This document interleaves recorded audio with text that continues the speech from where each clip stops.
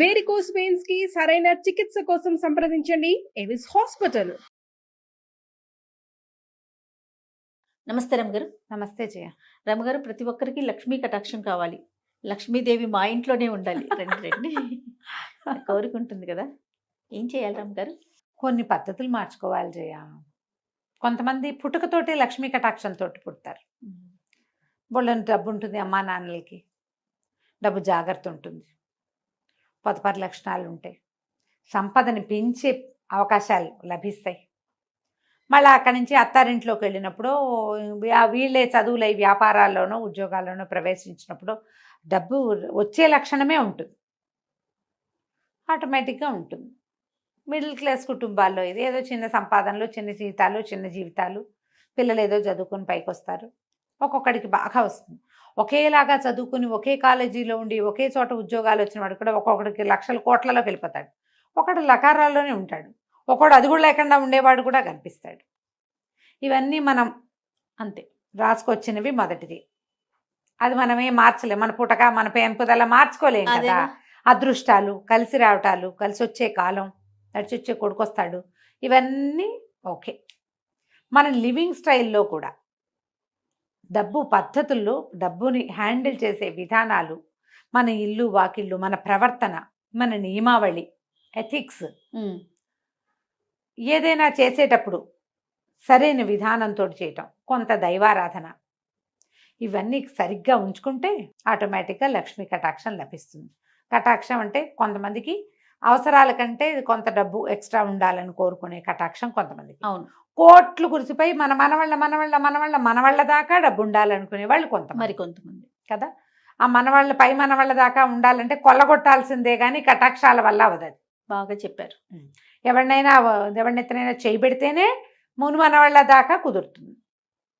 వ్యాపారస్తులకి ఇది సులువు. వ్యాపారాలు చేసే దాంట్లో 3-4 తరాల దాకా డబ్బు నిలుస్తుంది. ఉద్యోగస్తులు సాధారణంగా ఏదో చిన్న పొన్న వ్యాపారాల వాళ్ళు, ప్రధానమైనది ఉద్యోగస్తులకి ఇది కొంచెం కష్టం కదా. అయితే మన లివింగ్ స్టైల్లో మార్పులు, ఇల్లు వాకిళ్ళు శుభ్రంగా ఉండటం, లక్ష్మీ కటాక్షం. మరి శుభ్రంగా ఉన్న ఇంట్లోకి లక్ష్మీదేవి వస్తుంది జయ, లేకపోతే రాదు. ఇంట్లో పాతవి, చెత్తవి, పురాతనమైన సామాగ్రి, ఎవరివో వస్తువులు ఎప్పుడు మన ఇంట్లో ఉండటం ఎంత ఇష్టమో జయ. మా ఇంట్లో కూడా ఎప్పుడు ఎవరో ఒకళ్ళు ఉంటూ ఉంటాయి. ఎవరో ఒకళ్ళు వస్తారు, చుట్టాలు పక్కాలు ఉండిపోతాయి. వేరే వాళ్ళ బట్టలు, పాత సామాన్లు వాళ్ళవి మీ ఇంట్లో ఉంచుకోవద్దు. 4 రోజులు ఉంటారు అవసరానికి, తర్వాత వాళ్ళని వదిలిపెట్టి వాళ్ళు వచ్చినప్పుడు పంపించేసేయండి వస్తువులు. ఓకే, వాళ్ళ ఉండనివ్వద్దు. వేరే వాళ్ళవి చెప్పులు, వేరే వాళ్ళవి సామాన్లు, వేరే వాళ్ళ ఉంచుకోవద్దు. వేరే వాళ్ళు అంటే ఇందులో సొంత అక్కయ్యలు, సొంత తమ్ముళ్ళు కూడా ఉంటారు జయ. అన్నదమ్ములు అనుకో, ఒకళ్ళ వస్తువులు ఒకళ్ళ ఇంట్లో ఉండొచ్చు. అక్కయ్యల వస్తువులు ఉంచుకోవద్దు. వాళ్ళ ఇంటి పేరు వేరు, మన ఇంటి పేరు వేరు కదా, వేరే కదా, ఉంచుకోవద్దు. 4 రోజులు ఉంచుకుంటే వాళ్ళకి ఇచ్చేయండి, జ్ఞాపకం పెట్టుకుని. ఎనర్జీ ఫ్లోస్లో డిఫరెన్స్ వస్తుంది. వేరే వాళ్ళ వస్తువులు మన ఇంట్లో ఉండటం వేరు, బయటికి పంపించేయటం వేరు. మీ ఇంట్లోనే పాత బట్టలు, పాత వస్తువులు, చెత్తా చెదరం సామాను, ఎప్పుడో 5-6 ఏళ్ల క్రితం తీసుకొచ్చిన నూనె టిన్నులు అవి ఉంచద్దు. వాకిళ్ళకి ఎండిపోయినవి తోరణాలు, ఈ ఊలువి, పువ్వులవి, పేపర్లవి కొనుక్కొస్తుంటారు. అవి దుమ్ముగా అయితే పాత పడితే బయట పారేసి కొత్తవి కొనుక్కోండి బెటర్. నేనైతే చెప్తాను, అసలు అలాంటివి తగిలించద్దు వాకిళ్ళకి. ఏదైనా పండగ అప్పుడు పెట్టుకుంటామా, పండగ వంగానే దులిపేసి లోపల పెట్టేసుకోండి. అలంకారాలు చేస్తారు కదా, అన్ని వేళ్లాడేసి చేస్తారు. వేళ్లాడేసిన వాడు అన్నీ తీసేసి శుభ్రంగా లోపల పెట్టేసుకోండి. పేపర్లు అంటిస్తారు, అన్నీ తీసేసేయండి. ఇంట్లో పాత నూనె కాగితాలు, కవర్లు, అవి ఇవి చెత్త చెదారం ఉండనివ్వద్దు. ఇల్లు క్లీన్గా ఉంచండి. ఖర్చులు పెట్టేటప్పుడు అవసరమా కాదా అని 2-3 సార్లు బేరీజ్ వేసుకుని ఖర్చు పెట్టండి. ఈరోజు ఖర్చును రేపటికి వాయిదా వేసుకోండి. ఇది పెద్ద మన స్లోగన్ అనమాట. అది ఖర్చుని వాయిదా వేయటం. అది అన్నీ కాదు, కూరలు, నార్లు, పులుసు, పప్పు వాయిదా వేయలేం కదా. పెద్ద ఖర్చుల్ని వాయిదా వేయండి. ఈజీగా కొనుక్కునే విధానాలు ఏమున్నాయో అవి యాప్ చేయండి. శుక్రవారం ఖచ్చితంగా దీపారాధన చేసుకోవటం, ఇంట్లో నమస్కారం చేసుకోవటం, వీలైతే ఒక దేవాలయ దర్శనం చేయటం. ప్రతిరోజు దీపారాధన చేస్తే చాలా మంచిది. వాకిలి గుమ్మం శుభ్రంగా ఉంచడం, వాకిలి గుమ్మంలో చక్కగా ముగ్గు, గుమ్మానికి కొంచెం పసుపు కుంకుమ. ఈ గుమ్మంలో పాలు పోయటం, వాకిట్లో పసుపు కుంకుమ వేయటం చేయబోకండమ్మా. నేను చాలా నమ్ముతాను జయ. నేను కొన్ని వాకిళ్ళలో చూస్తే శుక్రవారం ముగ్గేసి పసుపు కుంకుమ వేస్తారు. నేను చూస్తాను. ఇప్పుడు ఆ పసుపు కుంకాలు ఏనాడు ఎప్పుడు వేస్తారో తెలుసా? అసలు పసుపు కుంకుమ వెయ్యకూడదమ్మా. మీరు వేయాల్సింది ఏమిటి?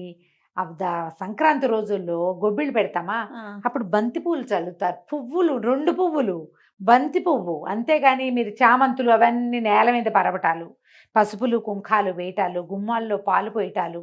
పాలు పోస్తే గుమ్మానికి అటు ఇటు కాసిన పాలు పోయటం. లక్ష్మీదేవి పాల సముద్రాల నుంచి పుట్టింది కదా, ఈ పాలు పోస్తే వస్తుంది. పాలు పంచామృతాలు. మీరు చిన్న లాజిక్ ఆలోచించండి. ఎక్కడో చదివి ఉంటారు, ఏ గురువు గారో చెప్పుంటారు, అది పోసాకే మనకేదో వచ్చిందని మీరు నమ్ముతారేమో. కానీ ఒక్కసారి కొంచెం చిన్న లాజిక్ ఆలోచించండి. పసుపు కుంకుమ పువ్వులు పరమ పవిత్రమైన వస్తువులు. కుంకుమ చిటికడు చేయి జారి పడితే ఎంత పీకుతుంది మనసు.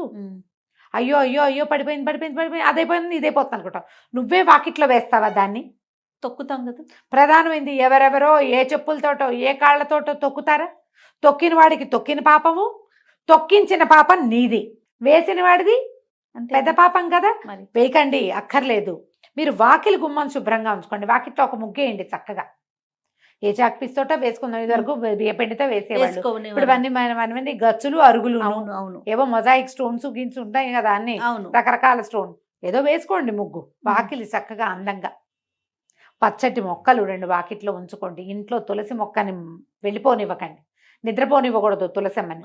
ఒకవేళ తులసి నిద్రపోతోంది, పోయేలాగుందంటే ఇంకోటి తెచ్చి పెట్టుకోండి. ఇప్పుడు కూడా తులసిని ఉంచుకోండి. ఆకుపచ్చదనం వాకిట్లో, దొడ్లో కాస్త బాల్కనీస్లో కనపడేలాగా ఉంచుకోండి. ఎప్పుడు తలుపుల మీద బట్టలు వేసి ఉంచద్దు. తలుపుల వెనకాల చున్నీలు చేరతాయి. వారానికో 10 రోజులకో తీసి మళ్ళీ జాడిచ్చి లోపల పెట్టుకోండి. తలుపుల మీద టవల్స్ ఆరేస్తా ఉంటారు అమ్మగారు. టవల్స్ ఆరేయద్దు, తువ్వాళ్ళు ఆరేయద్దు. తలుపుల మీద బట్టలు ఆరేస్తే అప్పులు పెరుగుతాయని చెప్తారు. అవునో కాదు? అవన్నీ అసహ్యంగా ఉంటాయమ్మా. అందంగా ఉండదు ఆ వస్తువు, ఆ విషయం బాగుండదు. తలుపుల్లో దుమ్ము ఉంటుంది, ఆ దుమ్మంతా మన ఒంటి మీదకి చేరుతుంది. ఏ పురుగు ఏదన్నా చిన్న అవి వస్తాయి కదా ఒంటి మీదకి, టవల్స్ మీదకి. కొంచెం ఈ దేవత అర్చన విధానాలు అవి మార్చుకోండి. కొంచెం ఎవరికైనా సహాయం చేయాల్సి వచ్చినప్పుడు శుక్రవారాలు సాయంకాలం, శుక్రవారం నాడు కబుక్కున్న డబ్బులు ఇవ్వద్దు ఎవరికి. అంటే ఇప్పుడు మీరు పని చేయించుకుని పని మనిషికి జీతాలు ఇవ్వచ్చు, తప్పులేదు, పని చేస్తుంది కాబట్టి ఏదైనా మనం కొనుక్కోవచ్చు అవసరమైతే. కానీ ఒట్టిగా ఇచ్చేటప్పుడు శుక్రవారం ఇవ్వకండి, మిగిలిన వారాల్లో ఇవ్వండి. ఈ శనివారం పూట ఇవి ఉంటాయి కదా, కాయిన్స్ అట్టు పెట్టుకోండి, వీటిని దానం చేయండి. ఎవరైనా వాకిట్లోకి ఒక ముద్ద అన్నం పెట్టు అని అడిగితే తప్పకుండా పెట్టండి. ఏదో వారంతో పని లేదు, ఓ తిండి పదార్థం ఏదైనా ఒకటి. ఒక లడ్డు ఉంది, ఏం లేవు, కూరనార లేవు, ఆ లడ్డు అయినా ఇదే ఉందని చేతిలో పెట్టండి. అలాంటివి అపార్ట్మెంట్లలో పైకి ఎవ్వరూ రారమ్మా. అవును, పైకి రారు, అందరు కిందే కనపడతారు. ఎవరన్నా చేయి చేస్తే శనివారాలు తప్పకుండా ఒక కాయిన్ దానం చేయటం పెట్టుకోండి. కాసిన కాయిన్స్ బ్యాగ్లో వేసి పెట్టుకుంటే సాటర్డే మనకి ఎవరైనా కనపడ్డారు, వాళ్ళ చేతిలో 2-3 కాసులైనా పెడుతూ ఉండండి. ఇవన్నీ పాత విధానాలే, పాత పద్ధతులు. ఓకే. సో లక్ష్మీ పూజ చేసుకుంటారు. మీ ఓపిక ఉంది, మీకు చేత వస్తే చదువుకోండి. లక్ష్మీ కటాక్షం కలగటానికి పెద్దవాళ్ళు మొదటి నుంచి చెప్పింది కనకధారాస్తవం, అది చదువుకోమంటారు. ఓకే. ధన ప్రవాహం కనిపిస్తుంది అని. మీకు వచ్చేది ఎక్కడైనా ఉండి అవకాశం ఉండి చేతికి రానప్పుడు ఈ కనకధారాస్తవం చదువుకుంటే శుక్రవారాలు మంచిది. రోజు చదువుకోగలరా? మహత్తరంగా ఉంటుంది. అంతే. చదువుకోలేరు, శుక్రవారం ఒకనాడు చదువుకున్నాం. శుక్రవారం రాహుకాలం పొద్దున్న 10:30 నుంచి 12 గంటల లోపల 10:30కి దీపం పెట్టేయండి. ఇంకా కొంచెం ముందే పెట్టగలిగితే మంచిది. అది రాహుకాలం అంతసేపు వెలిగేలాగా చూసుకోండి. 12 గంటల దాకా దీపం ఉండేలాగా చూసుకోండి. ఏదైనా దేవాలయ దర్శనం చేయండి శుక్రవారాలు. లక్ష్మీదేవి అంటే మామూలుగా విష్ణువాలయాల్లో పక్కన అయ్యవారి పక్కన లక్ష్మీదేవి ఉంటుంది కదా, అమ్మవారు ఉంటారు, అక్కడికి వెళ్ళండి. ఇంట్లోనే లక్ష్మీ పూజ చేసుకునేటట్టయితే పూజ చేసుకోండి. శుక్రవారం మహాలక్ష్మి పూజా విధానం, ఎంత చిన్న పుస్తకం దొరుకుతుంది. నిత్య గౌరీ శుక్రవారం మహాలక్ష్మి పూజా విధానం, 5 రూపాయలు 10 రూపాయల పుస్తకం ఉంటుంది. నిదానంగా కూర్చొని చదువుకోండి. తేలికపాటి శ్లోకాలే, బరువు ఉండదు. షోడశోపచారాలు చేసేయండి లక్ష్మీదేవికి. శుక్రవారం మీరు ఓపికగా పూజ చేసుకోగలిగితే అంత శనగపప్పు వేసి బియ్య పాయసం, క్షీరాన్నం చేసేసేయండి. శనగపప్పు లక్ష్మీదేవికి ప్రీతి అని చెప్తారు. అంతే. వీటితో పాటు శుచి శుభ్రత ప్రధానమైంది. మీ ఇల్లు క్లీన్గా ఉండటం. రైట్. అంతే. దాంతోపాటు మీ డైలాగ్ చెప్పట్లేదు, మనసు క్లీన్గా ఉంచుకోవటం. మనసు క్లీన్గా ఉంచుకోవాలి. చిరిగిపోయిన బట్టలు కట్టుకోకండమ్మా. ఓకే. బట్టలు చిరిగినాయి అనుకో, అది కొత్త చీర పారేయలేవు, బాగా గట్టిగా ఉంది, ఏదో పొరపాటు నుంచి కుట్టేసి కట్టుకోండి. ఒక స్టిచ్ వేసేసి దాని మీద కట్టుకోండి. మురికి బట్టలు అవి ఉంచకండి ఇంట్లో. ఎప్పుడు బట్టలు శుభ్రంగా చేసుకోవాలి. ఒకవేళ వారం అంతా కుదరలేదు, థర్స్డేకి మొత్తం ఫినిష్ చేసేయండి. విప్పిన బట్టలు అని. శుక్రవారం ఇల్లు క్లీన్గా ఉండాలి. రైట్. అప్పుడు లక్ష్మీ కటాక్షం లభిస్తుంది. తప్పకుండా రమ్మగారు. నమస్తే. నమస్తే చేయండి. సుమన్ టీవీలో మీ పర్సనల్ అండ్ బిజినెస్ ప్రమోషన్స్ కోసం కింది నెంబర్కి కాంటాక్ట్ చేయండి.